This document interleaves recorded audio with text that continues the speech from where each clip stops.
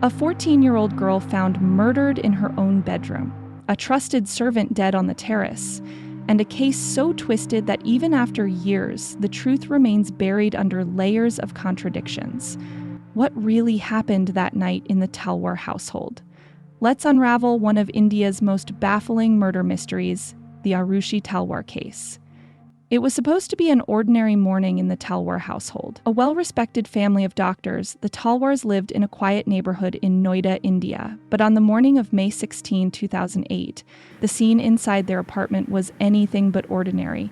It was horrifying, a crime that would shock the entire nation and leave a trail of unanswered questions that persist to this day.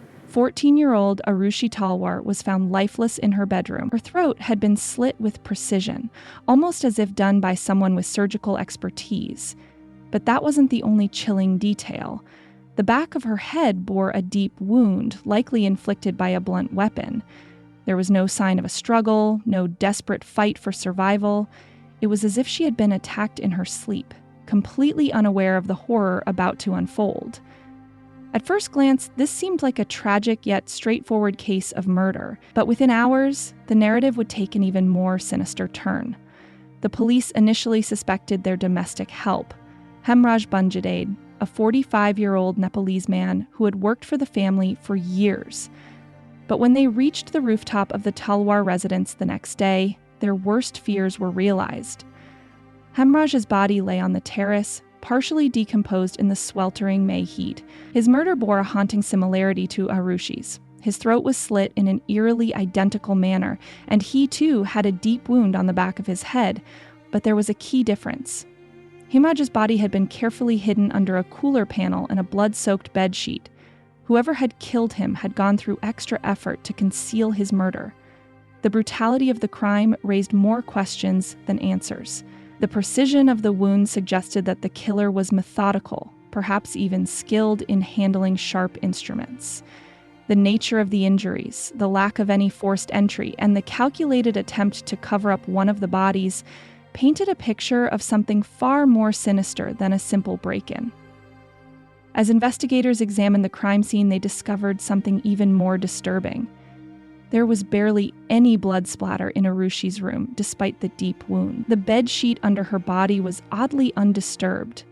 This led to speculation that the crime scene had been tampered with. Had someone tried to clean up after the murders? Or worse, had they attempted to mislead the investigation entirely? In the days that followed, the police and media would spiral into a frenzy, speculating on who could have carried out such a cold-blooded act. But one fact was clear. This wasn't a random crime. This was personal. The calculated nature of the killing suggested that the murderer knew the victims, and perhaps the motive was far more shocking than anyone could have imagined. But before the truth could be uncovered, the case would take a series of bizarre and unexpected turns, ones that would blur the lines between justice and injustice. Fact: how did a seemingly happy home become the epicenter of one of India's most debated murder mysteries? And more importantly, why? The investigation process. The Noida police, the first responders to the crime, mishandled critical evidence from the start. Officers failed to seal off the crime scene, allowing multiple people, including curious neighbors and media personnel, to walk in and out of Aarushi's bedroom. Key forensic evidence that could have identified the killer was compromised within hours of the murder being discovered. Adding to the chaos, the police initially suspected Hemraj before finding his decomposing body on the terrace. This revelation forced them to reconsider their theories, but by then, vital clues had already been lost. One of the first missteps was the failure to examine the house thoroughly. The terrace door remained locked for over 24 hours before an officer decided to break it open, revealing Hemraj's corpse. This delay raised questions about police negligence and a potential cover-up. The scene now indicated a double homicide, not a single murder. Forensic analysis. What the evidence revealed when forensic experts from the Central Forensic Science Laboratory, CFSL, finally examined the scene they found. A sharp-edged weapon, possibly a scalpel or kukri, had been used to slit the victims' throats. A blunt object, speculated to be a golf club, had caused head injuries on both Aarushi and Hemraj. No forced entry, suggesting the perpetrator was someone familiar with the house.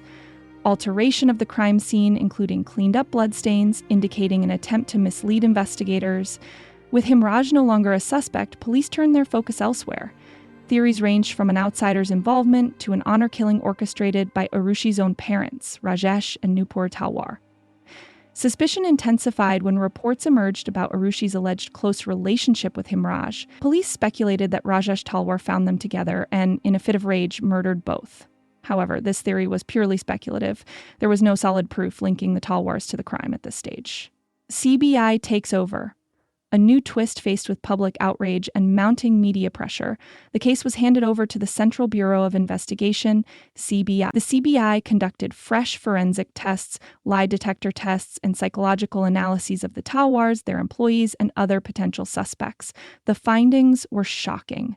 The forensic analysis of Arushi's vaginal swabs raised questions about possible sexual assault, but inconsistencies in the report suggested tampering. The weapon used also remained unidentified. Was it a scalpel, a kukri, or something else entirely? Moreover, a crucial golf club found in Rajesh Talwar's room had traces of Hemraj's blood. However, experts debated whether it could have inflicted the injuries. Contradictions and theories collide. One of the most puzzling aspects of the investigation was the absence of clear physical evidence. The CBI explored multiple possibilities: a break-in by outsiders, possibly criminals or acquaintances of Hemraj, a crime of passion involving someone close to the family, a botched police investigation that allowed the real murderer to escape. Yet every theory had loopholes. Witness testimonies changed. Key evidence was either missing or contaminated. The truth seemed to slip further away, the turning point. As the investigation progressed, the CBI formed two teams, one believing in the parents' guilt, the other advocating an outsider's involvement. The divide led to conflicting reports. Eventually, the first CBI team, which supported the Talwars' innocence, was replaced by another team that would soon accuse them of the murders. With the evidence at a standstill and the country watching, the next phase, the legal battle, was set to determine the fate of Rajesh and Nupur Talwar. The mystery surrounding Aarushi and Hemraj's murders had taken the nation by storm, but the most crucial question still lingered. Who was the killer? And why were these two lives taken in such a brutal manner? The accused, Rajesh and Nupur Talwar, as the Central Bureau of Investigation, CBI, took over, their focus slowly but surely shifted toward the victim's own parents, Dr. Rajesh and Dr. Nupur Talwar. The once respected dentist couple now found themselves under the unforgiving spotlight of suspicion. The CBI's final theory revolved around the idea of an honor killing, a theory that sent shockwaves through the public. According to investigators, Rajesh Talwar allegedly caught Aarushi and Hemraj in a compromising situation, which led to an uncontrollable fit of rage. The prosecution claimed that in a moment of blind fury, Rajesh bludgeoned both victims with a golf club before slitting their throats with a scalpel-like weapon. The CBI's arguments and evidence against the Talwars, the closed-door theory, the house had no signs of forced entry, meaning the crime had to be committed by someone in the alteration of the crime scene. Evidence suggested that someone had attempted to clean up after the murders. The missing murder weapons, the golf club and a scalpel or similar sharp weapon, were never conclusively recovered. Suspicious behavior. The Talwars' reactions were deemed unusual, including their lack of emotional breakdowns and contradictions in their statements. The deleted phone records, Arushi's phone was mysteriously missing for days before it was found, wiped clean of all data. Despite these points, there were no eyewitnesses, no direct forensic evidence, and no clear murder weapon linking the Talwars to the crime. Everything was circumstantial, yet the investigators stood firm on their conclusion. The Talwars vehemently denied all accusations, claiming they were being framed due to a botched police investigation. Their defense team argued the lack of physical evidence against them was glaring. The idea of an honor killing was purely speculative, with no proof that Aarushi and Hemraj were found in a compromising situation. Alternative suspects, including other household staff, were dismissed too quickly.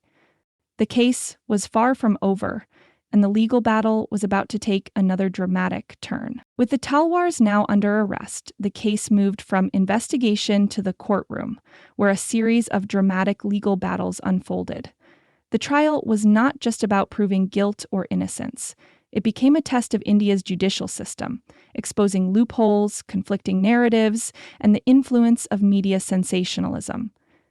The charges and trial proceedings, the CBI formally charged Rajesh and Nupur Talwar with murder, destruction of evidence, and misleading the investigation. The prosecution argued that the Talwars had meticulously planned the crime, tampered with evidence, and misled investigators to cover up their daughter's murder. The case went to trial in the Ghaziabad Sessions Court, where hearings began in 2012. The CBI presented its circumstantial evidence, relying heavily on forensic reports, behavioral analysis, and the now infamous honor-killing theory. The lack of a clear murder weapon and the absence of direct forensic evidence, however, raised serious doubts. The role of the media, even before the court could deliver its judgment, the media had already conducted its own trial. News channels ran sensationalized reports, speculative reconstructions of the crime, and conflicting expert opinions. The Talwars' private lives were scrutinized, with newspapers publishing leaked investigation details and personal messages from Aarushi's phone. Public opinion was deeply divided. Some believed the Talwars were victims of a botched investigation, while others were convinced of their guilt based on media narratives. Key arguments by the prosecution. The prosecution built its case on the following points. No signs of forced entry, suggesting that only someone inside the house could have committed the crime. Destruction of evidence, alleging that the crime scene was tampered with to mislead investigators. Honor-killing theory, insisting that Rajesh Talwar acted in a fit of rage upon discovering Aarushi with Hemraj inconsistent statements, highlighting contradictions in the Talwars' initial testimonies. Defense's counter-arguments. The defense team systematically dismantled the prosecution's claims. Lack of physical evidence. There were no fingerprints, bloodstains, or DNA traces linking the Talwars directly to the crime. Alternative suspects ignored other potential culprits, including domestic staff, were not investigated thoroughly. Tampered forensic reports. Experts questioned the reliability of some forensic findings presented by the CBI. Media-driven narrative. The Talwars' lawyers argued that the prosecution was influenced by media pressure rather than solid evidence. The court's verdict on November 25, 2013. The Ghaziabad trial court convicted both Rajesh and Nupur Talwar, sentencing them to life imprisonment. The judge ruled that the circumstantial evidence, though not conclusive, was strong enough to prove guilt beyond reasonable doubt. The verdict sent shockwaves across the country. Was justice truly served, or had a grieving couple been wrongfully convicted? Public reaction and the road to appeal. The conviction led to a massive public outcry. Many legal experts, journalists, and citizens questioned the fairness of the trial, arguing that the case was built on circumstantial evidence rather than concrete proof. The Talwar family, a nightmare without an end.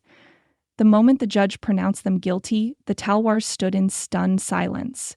Their faces reflected shock, grief, and disbelief. For them, the world had turned against them, branding them murderers of their own daughter. Nupur sobbed quietly, while Rajesh clenched his fists, his expression vacant. While the media focused on the Talwars, many forgot about Hemraj Bunjaded's family, who had lost a husband, father, and son. Living in Nepal, his wife Kumkala and son Pravesh had spent years waiting for justice. My husband was killed brutally, but no one speaks about him. It feels like his life did not matter, Kumkala once said in an interview. She had to raise their son alone, working tirelessly to make ends meet. The conviction of the Talwars meant little to her. She only wanted the truth. But like many others, she was left with more questions than answers. The Aarushi Hemraj case is a haunting reminder of how justice, when built on weak foundations, can destroy lives rather than heal them. This case is not just about crime and punishment. It's about how flawed investigations, media influence, and public perception can shape justice itself. As we try to make sense of what really happened that night, we must ask ourselves, are we too quick to judge? Do we believe everything we see in the media? And most importantly, Can we trust the system that is supposed to protect us? If you want to stay aware of such cases, make sure to subscribe and continue exploring stories that demand justice, truth, and awareness. Justice isn't just about punishment, it's about finding the truth, no matter how long it takes.